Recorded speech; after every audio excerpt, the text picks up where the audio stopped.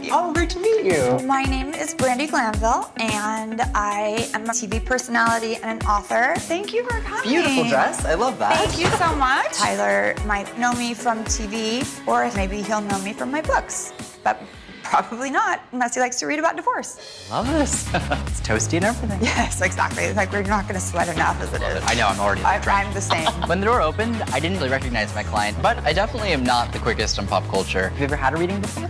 I have not. Okay. Basically, I'm just going to kind of scribble. As I scribble, I'll just kind of get in the zone. It's my type of meditation. Today, my mom and dad are here, and my grandma's here, and my girlfriend Rachel's here. She's like a sister to me. I'm super anxious. No worries. All good. I never know what's going to come out in a reading, and I believe that what comes out is what we're meant to hear. But fundamentally, my goal when I sit down with a person is to make sure that I leave them better than I found them. Sure. I don't get nervous, and I'm nervous. I've always been afraid of death and dying. I tell my kids I'm never going to die. I make my parents promise me they won't die. I know that's not reality. I'm a mom of 2 boys. I'm afraid to not be around for my children, so I want to be here for my kids as long as I can be. It's kind of interesting because on the way here, I felt like I had to kind of touch on mom's side of family, and we'll go from there. So let's see where we're going, and we'll connect. Before I start, usually I hold on to an object, and that can be really helpful. So do you have any? I do. I have Awesome. a couple things here. All right. Okay. Let me see what this is. If they're mean, tell them to leave. Nothing We don't bad. like mean dead people. No, it's all good. Okay, thank you. Got this? Okay. Give me 1 second, just concentrate. babe, don't I'm gonna worry. see what this is. I'll just sit here sweating. I'm going to a straight panic attack. No worries. It's all good. You're fine. Keep scribbling. No problem. Okay, this is kind of strange. I have to talk about a dog tag. Okay, now I know I'm seeing this because it has sentimental value. Anyone in the military? Yeah, I mean, of course, my grandpa actually have his dog tags in the inside here. No way! Yes. I And love this is that. his handkerchief. Oh, nice! And Oh, it's a dog tag. It is literally Literally a dog tag. Yeah. Okay. Okay, thank you. I want you to know he's immediately giving me this feeling the feeling of this rush. And there's a feeling from his perspective of an acknowledgement of knowing that no matter how quickly his situation could have been dealt with, there was no hope. He acknowledges that from his end, he's not bringing up many signs or indications that I even have something wrong with me. The feeling is basically like this happens out of nowhere. Getting to the hospital isn't gonna make a difference. Yeah, it was literally walking, got his mail and had a heart attack and died in the driveway. I'm so sorry. The main person that I wanted to connect with was my grandfather, because we didn't get a chance to say goodbye. I was at my parents' house when I found out. My grandma called and she said, to my mom that my grandpa had a heart attack and is dead, and my mom was sobbing. It was just not something that we expected. I'm just gonna kind of relay a couple references that are coming through. Okay, and then in the other room, he's acknowledging a reference to grandma for you. How many people are, is there anyone watching? And if so, do we have, how many people? Dead people? Living. My grandma's in the other room. Right. Thing is I basically want to talk about a grandmother who would be living, who would be very independent, very active. And the way that this comes across is basically saying, I'm not worried about health, but if there are going to be any issues, she might kind of overdo it by her own doing. Right. It's not really like grandma really even has to worry about health. It's like she just might have to kind of pace herself. Dad said quit overdoing it. Yeah, you don't need to garden every day and Exactly. live by yourself and be so. I call her gangster bitch grandma. Shut up, Brandi. And she does her own thing. Yep. She doesn't need anyone. Yes. I love her to death. And she's not to death. I don't want her to die. But Not going anywhere. No. Right here. Not going anywhere. Still around for a long time. There's a funny story about someone falling off of a roof or putting a... Does that make any sense? Oh my God. Are you kidding me? My dad has fallen off of a roof more than times than I can count. He's a nightmare. Oh my God. Honestly. He's in the next room, so I can say that. Right. And we love Dad. Yeah. But he's fallen off of the roof. Wow. He came in and he fell in front of me and he said, call 911. And this was when I was young. Right. And then he fell off the roof again. So then I stopped feeling sorry for him. I'm not worried about a third time. He I think he'll be persisted. fine. Well, no, Well, you should. careful. Let's worry. Let's worry. Look at his face.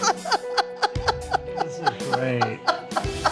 Wow. Just don't die, Dad. No, you're good. When Tyler said there's something about falling off of a roof, that was just so random.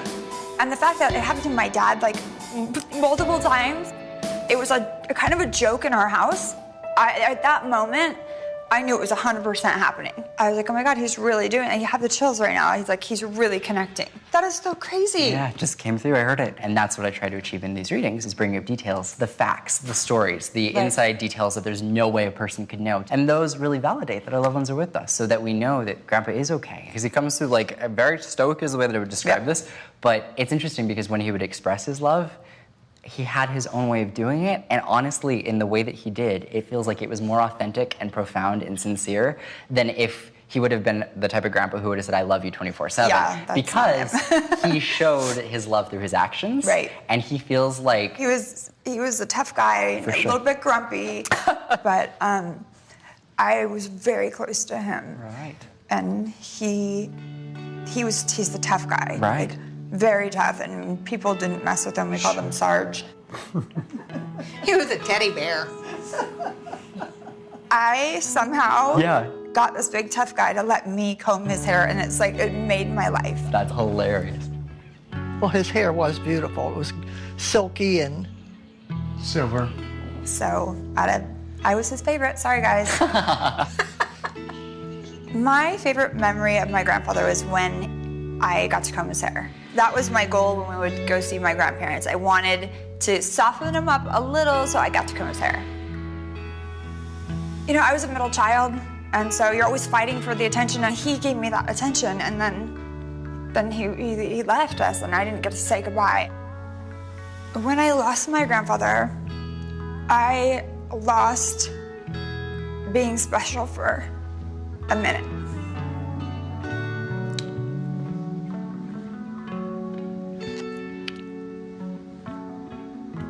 That my grandpa is completely at peace. And that though he passed abruptly, and no doubt, you know, he would have preferably passed away in a different way, he has peace and he has closure, and he knows that nothing else could have been done differently. So please know that he's still around. I think that connecting with him today just made me realize like he's not gone, and I am still special, and he's still looking out for us, and he knows that we all love him. We didn't get to say goodbye, and we mourn him all the time. You do so many good things, and it's rare to find somebody that just wants to make people happy. Absolutely. Well, that's my goal. I'm just so glad to get to connect, and I never know what I'm walking into, but it's always cool getting to get validation. So thank you for being so open. Of course.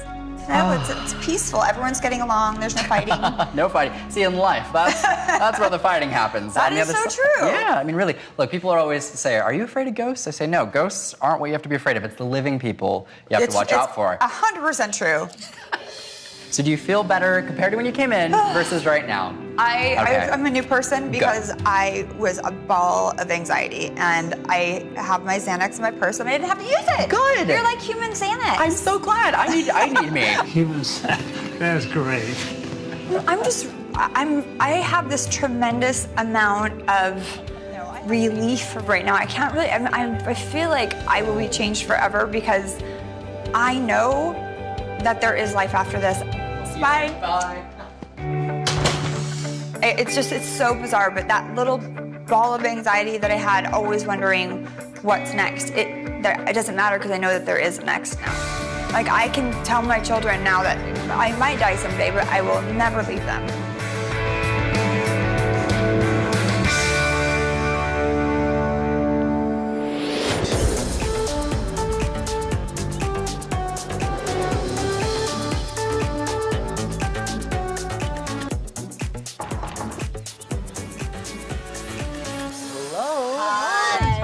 I'm Erika. Nice to meet you. Oh my gosh, you look so familiar. Erika Jayne? I am she. Yes, awesome. Come on in, Wonderful baby. to meet you. Fabulous. This is so exciting. Come on inside.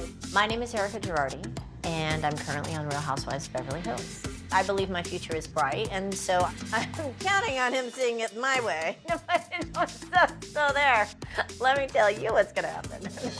Okay. Thank you for having me here today. Oh my goodness, thank you for being here. I'm super excited. I am too. I've had a lot coming in on the way here already. Okay. So. All right, I'm open. I'm Awesome. open. I'm remarkably calm. I should be more nervous, which scares me. I get nervous all the time. I'm just not right now. I mean, I know a lot of people that are a little bit jealous that I'm in this chair today, so too bad. Everybody wants a reading with Tyler. Sometimes an object will help make a more direct connection, and other times stuff will come through on its own. So we'll see what pops in, and I'm just gonna give it 1 minute to just connect your energy, and we'll see what comes through. So, I have no expectations. I have a picture and an object of 2 family members. I would love like a real nugget today, but if they're not here, they're not here. So there's no expectations on the reading. okay. Nope, they're having me hold the over there, so. Okay. I feel like that one. She's talking. Yeah, I gotcha. All right. Wow. So a lot to process with this. So when I'm holding on to one object, I actually have 2 people who are stepping forward. They're making a very strong point of acknowledging we're together, we're together, we're together. Good. And that's important. This woman and this man both come through really strongly. And it's funny because the I'm almost calling her mom, but she's not biologically your mother. That's right. So it's interesting the way this comes in. And they're having me talk about the timing in which they passed. Yes. And one doesn't live a super long time without the other. Yes. It's like one passes and then like. Very quickly, not too long after. Yeah. That's correct. And there's a protection that they come through with that is very parental. So my grandparents, they helped raise me. They were kind of my parents. My mother was very young when she had me, and she was a single mom. So my grandparents stepped in and really helped her, and we lived with them several times throughout my upbringing. My grandmother, her name was Anne, and my grandfather's name was Hollis. 2 born and raised, Southern, just, salted the earth people. This man, he is having me talk about. There's a sweet memory. I'm seeing a man, and he's showing me the very like stereotypical like we got the tackle box and the fishing, and we're Get gonna out go of here! out. No But way! He's joking about it of like, oh, we're gonna bring a girly girl and go fishing, like the No funniest way! thing. But he's having me remind this, and it's like the most. It would be the weirdest out of our element situation. Yes. And he's putting such a big smiley face around this as like a sentimental memory, something Yes. Yes, we used to fish together. Yeah. that's important. Wow. He's also joking about someone always having to clog up the toilet. Oh God! Oh this my is the whole thing. No. Well, he was a plumber. Gotcha. So there you go. Okay. There you go. He's a plumber. So there you go. Like, oh, geez. Wow. Nobody knows that. Okay. Well, my grandfather was really my father because my dad was not present, and just a kind, gentle man. He grew up really hard, but provided for a lot of people and had a successful business. And to know that he had memories of us fishing, that to me is just, you can't buy that. I miss that person. So it was nice to have just a little moment of that come through. There's a reference, I think, with the woman that's coming through. She's having me bring up, on the car right here, I was picking up on just a woman that was connecting who acknowledged her mental state before she died. There's a reference to a woman who went through a long time before she died of dealing with Alzheimer's. And she had me talk about not being as aware as I normally would. That's her. Gotcha. She had a very long battle with Alzheimer's. Bizarre. This is actually fascinating because on the way here, all I had was this woman coming through who passed away of Alzheimer's, and I could tell very clearly she was like insistent to come through. She's doing a lot of talking. Literally like. But that's who she was in the physical. Absolutely. Because she's having me bring up. Nothing has changed. When she comes through, the amount of relief that exists there is immense. And Thank God. being able to be free Right. of whatever she dealt with in the mental capacity. Yeah, it was devastating. She does show some form of appreciation for either mom or someone just like touching her hair. Yes, Like it's my this mother. feeling of like going through the hair and like fixing it, like running my My hands mother through took it. care of, yes, she did. But you know, my grandmother, she was a natural blonde. Yeah. And we used to always say, my God, you know, here is this woman just rattled with disease, but the most beautiful head of hair still. So, yeah. It was platinum blondes, naturally all of her life. She was so vibrant, so smart, and so creative that when all of that was systematically taken down and just this person had no quality of life, we were so happy that she didn't have to live that way any longer. Because that's a cruel disease. It's so cruel. She's bringing forward before she passed. She's putting a very strong emphasis on communication, and she is having me acknowledge her throat. And she's bringing me to here for some reason. Yes.